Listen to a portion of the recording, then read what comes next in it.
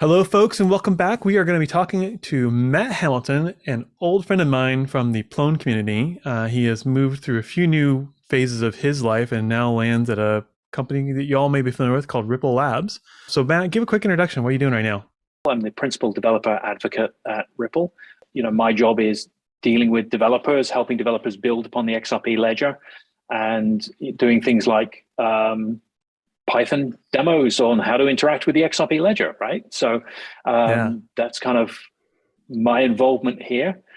You'll be speaking. You're bringing a colleague along, if I understand correctly, and just give people a quick teaser for the talk they can expect to see at Python Web Conf.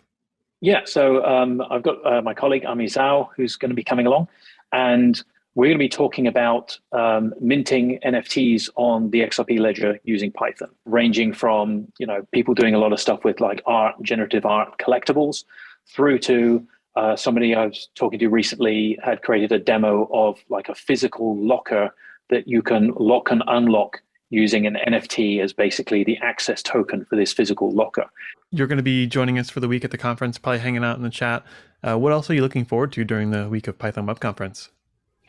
I think just, kind of seeing everything that's going on with the Python world. I used to be obviously very heavily involved in it with like Zope and Plone. And I've kind of been off in the blockchain world for a while and then kind of like coming back at it now with kind of Python and the XRP ledger.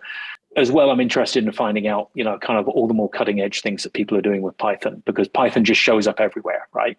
Well, that's awesome. We look forward to hanging out with you in just a couple weeks. So join us all for Python Web Conference, and we'll see you then.